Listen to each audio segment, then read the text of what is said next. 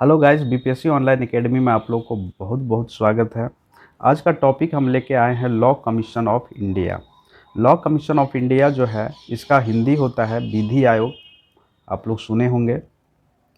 तो इसका आज हम लोग चर्चा करने वाले हैं और ये न्यूज़ में भी चर्चा में था क्योंकि इसका कार्यकाल अभी बढ़ा दिया गया है 2024 तक के लिए। तो इस वीडियो में हम बेसिकली जानने का कोशिश करेंगे कि आखिर लॉ कमीशन ऑफ इंडिया होता क्या है, इसका वर्क क्या होता है, ये किसके द्वारा गठन किया जाता है या अपॉइंट किया जाता है। ये बेसिकली हम लोग यहाँ पे चर्चा करेंगे और कुछ हम लोग हिस्टोरिकल बैकग्राउंड भी देख लेंगे। हिस्टोरिकल बैकग्राउंड भी देख लेंगे कि आखिर ये है क्या, इसका काम क्या है या कब पहली बार इसको गठन किया गया था।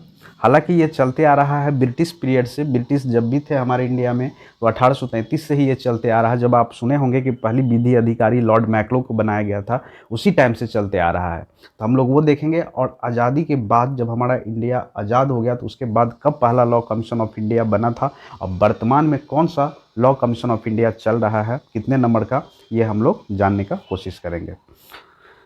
तो ये बेसिकली न्यूज़ में इसलिए था कि देखिए अभी जो यहाँ दिया है यूनियन कैबिनेट के जो चेयरमैन होते हैं वो होते हैं पीएम। पहले स्टेटमेंट आप लोग को सुना देते हैं कि union cabinet approve extension of tenure of 22nd law commission of India till 31 अगस्त 2024।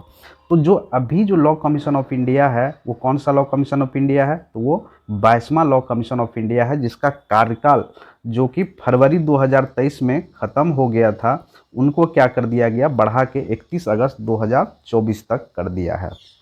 ठीक है। तो बेसिकली इसीलिए ये न्यूज़ में है। तो जो 22nd law commission of India है, जो जिसका गठन किया गया था यूनियन कैबिनेट मतलब कि केंद्र सरकार के द्वारा फरवरी फरवरी 2020 में इसका गठन किया गया था, जिसका कार्यकाल 3 साल के लिए बेसिकली ये किया गया था, 3 ईयर के लिए।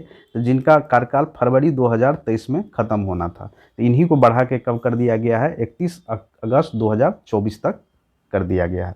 इसके वर्तमान में जो चेयरमैन है वो है ऋतुराज। चेयरमैन जो है वो है जस्टिस ऋतुराज अवस्थी, जो इनके वर्तमान में चेयरमैन है। और ये रिटायर चीफ जस्टिस है कर्नाटक हाई कोर्ट के। ठीक है। चलिए आगे देखते हैं कि लॉ कमीशन ऑफ इंडिया आखिर है क्या, इसका काम क्या होता है। तो देखिए लॉ कमीशन ऑफ इंडिया जो होता है एक नॉन स्टेटरी बॉडी है। ठीक है। कैसा बॉडी है, नॉन स्टेटरी बॉडी है, नॉन स्टेटरी बॉडी है और नॉन कॉन्स्टिट्यूशनल बॉडी है। मतलब क्या हुआ, इसका ना तो संविधान में कहीं मेंशन किया गया है, ये स्पेशल एक्ट ला के केंद्र सरकार के द्वारा गठन किया जाता है, गवर्नमेंट ऑफ इंडिया के द्वारा। और बेसिकली ये एडवाइस देता है गवर्नमेंट ऑफ इंडिया को किस चीज़ में, लीगल मैटर में, और लॉ रिफॉर्म करने में मदद करता है, लॉ रिफॉर्म करने में मदद करता है। और ये जो काम करता है under the ministry of law and justice ministry के अंतर्गत ये काम करते हैं। जो वर्तमान में जस्टिस एंड लॉ मिनिस्ट्री जो है वो किसके हाथ में है, तो वो किरण रिजिजू के हाथ में है, किरण रिजिजू के हाथ में है। ठीक है। ये वर्तमान में लॉ एंड जस्टिस मंत्री है। तो ये समझ में आ गया होगा कि लॉ कमीशन ऑफ इंडिया है क्या। देखिए यहाँ पे कुछ स्टेटमेंट दिया है जो पढ़ के आप लोग को हम सुनाते हैं। The law commission of India is a non स्टेटरी body. जैसे अभी बता दिए थे कि एक स्पेशल एक्ट ला के पार्लियामेंट में इसका गठन किया जाता है केंद्र सरकार के लिए द्वारा। ठीक है। और ये टाइम टू टाइम बेसिकली ये जो किया जाता है ये 3 ईयर के लिए किया जाता है, या मतलब कोई फिक्स टेन्यूर नहीं है, लेकिन अभी तक जो है ये 3 साल के लिए किया जाता है। जो कि पिछला जो अभी 22वां लॉ कमीशन ऑफ इंडिया चल रहा है वो भी 3 साल के लिए किया गया था। और टाइम टू टाइम क्या किया जाता है, अगर काम पूरा ना हुआ हो तो क्या कर दिया जाता है, उसी का टेन्यूर बढ़ा दिया जाता है। पहला लॉ कमीशन ऑफ इंडिया जो कंस्टिट्यूट किया गया था या गठन किया गया था आज़ादी के बाद, तो ये किया गया था 1955 में, 3 ईयर के लिए किया गया था। उससे पहले अगर हम लोग हिस्टोरिकल बैकग्राउंड में अगर जाएं, तो हिस्टोरिकल बैकग्राउंड की बात करें तो पहला लॉ कमीशन ऑफ इंडिया जो एस्टैब्लिश हुआ था वो कॉलोनियल रूल, जब ब्रिटिश हमारे इंडिया पर राज करते थे तो उसी टाइम में 1834 में किया गया था। आप लोग सुने भी होंगे कि पहला विधि अधिकारी जो है लॉर्ड मैक्लो को बनाया गया था, तो ये चार्टर एक्ट 1833 के टाइम में पास किया गया था। ठीक है। तो ये बात आप लोग थोड़ा सा हिस्टोरिकल बैकग्राउंड है इसमें और कुछ नहीं है।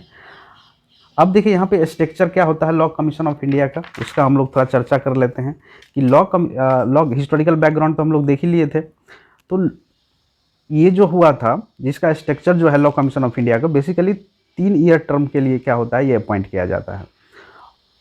और जो अगर हम बात करें तो इसमें क्या होता है कि एक चेयरमैन होते हैं, एक चेयरमैन होगा, एक चेयरमैन होगा, जो कि वर्तमान में अभी कौन है, ऋतुराज अवस्थी, जो कि कर्नाटक हाई कोर्ट से रिटायर्ड चीफ जस्टिस थे वो, ठीक है। और इसमें होता है 2 फुल टाइम मेंबर होता है, और 2 होता है पार्ट टाइम मेंबर, सॉरी 3 होता है पार्ट टाइम मेंबर। तो ये आपको थोड़ा सा ध्यान में रखना है, वैसे कुछ खास है ही नहीं इसमें। एक चेयरमैन होता है जो 22वां लॉ कमीशन ऑफ इंडिया है, उसके चेयरमैन अभी वर्तमान में कौन है, ऋतुराज अवस्थी है, जो कि कर्नाटक हाई कोर्ट के चीफ जस्टिस रह चुके हैं। वो रिटायर होने के बाद उनको 22वां लॉ कमीशन ऑफ इंडिया का चेयरमैन बना दिया गया। इसके साथ इसको सहयोग करने के लिए दो फुल टाइम मेंबर होता है, और 3 जो होता है वो पार्ट टाइम मेंबर अपॉइंट किया जाता है, ठीक है। तो आई होप कि लॉ कमीशन ऑफ इंडिया आप लोग को समझ में आया होगा। तो thank you for watching BPSC online academy.